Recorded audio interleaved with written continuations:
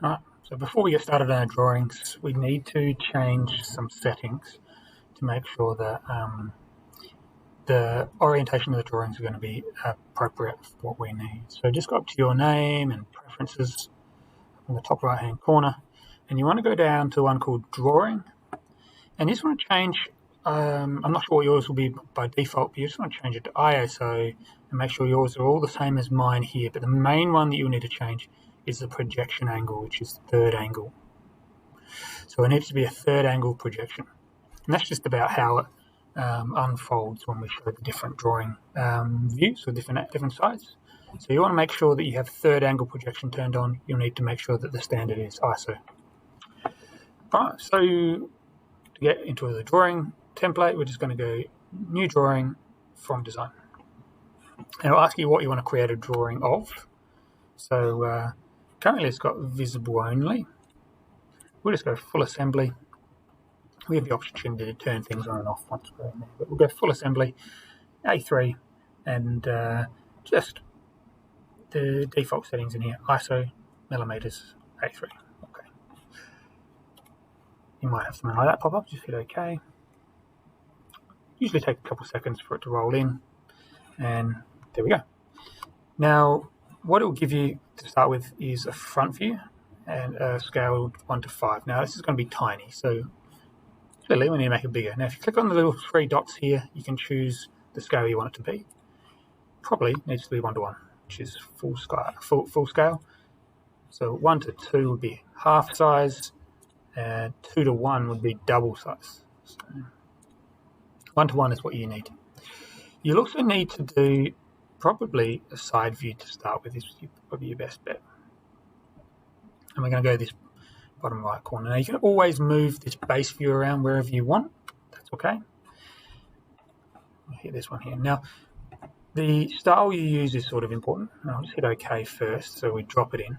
So now there's our side view. If I double click on it, it brings those same settings back up, and you can choose different styles. So I'll be able to show you what they look like from this view a bit easier. So we've got hidden lines, so you can see hidden edges in the inside of your model. There's a shaded view, which you should only ever use for sort of 3D views. And then there's a hidden shaded view. For what we're doing, we're going to be doing a visible edges, and when you're using visible edges, you want to have your tangent edges on, otherwise it will be very hollow like this. So this one here turns all the detail edges on, makes it look a bit more realistic. When you're doing a hidden line drawing, usually you want to turn your tangent edges off just so it's not quite so busy. So that one there. So tangent edges and visible edges only. We'll do it. Okay, so there's our base view, and then so we only ever want to put one base view in and then put in a number of projected views from there. So projected, click on the view you want to project from, and we're going to create that top view, and we're going to create that front view. We're also probably going to want to create a 3D view over here. Now, it doesn't really matter if your 3D view doesn't fit on the page. Actually, we might remove that 3D view, sorry. Now, you can move your base view wherever you want. Your projected views will only ever move in alignment with the car, so you can't move it up or down or side to side. So if you want to move this one up or down, you need to move the base view. The same with this one. If you want to move this one side to side, then you need to move your base view to move that one. Okay, so from here, this first page in our drawings will be general dimensions. So overall dimensions, side pods, length and width, and maybe some exclusion zones in there as well. So that's the first thing that we're going to show, and we're going to have to add some details on there using sketches, which I'll do in the next video. But the details, there is a sketch feature in here. It is horrendous, so I would avoid using the sketch tool in the drawing mode. What we'll need though is a couple of other pages. So the next page we're going to create will be a virtual cargo, so it will be a page to show that the virtual cargo is compliant. So down here, we'll just click Add, and we're going to drop in another base view, and it's going to be almost the same. Right-hand side,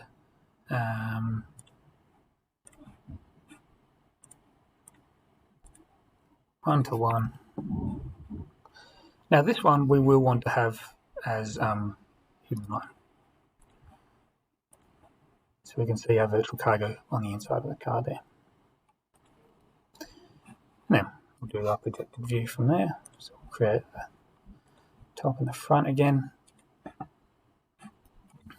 This one we might also use to show us cylinder housing regulations. So I might move this one over and put a projected view in from the back.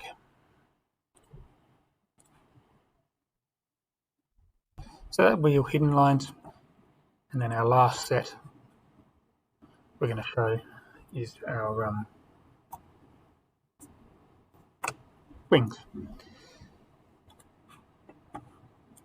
So again, right hand side, 1-to-1, tangent edges, okay, and then projected view. Here.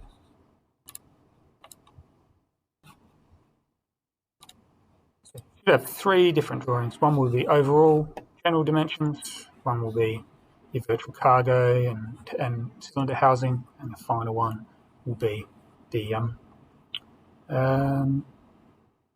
wings. So you have 3 different drawings. They'll show more or less the same sides of the vehicle, but we're going to put different dimensions onto each one. So next video I'm going to show you how to go through and put the detail elements in that you'll need to use to be able to dimension up these drawings.